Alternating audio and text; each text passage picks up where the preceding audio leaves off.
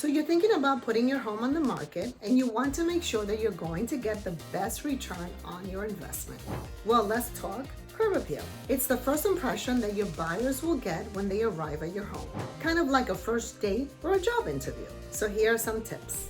First thing, rent a power washer or have someone come and do the power washing for you. Either way, you want to wash years of dirt off your driveway, off your sidewalk, and off your home. You also want to pay attention to the front door entryway.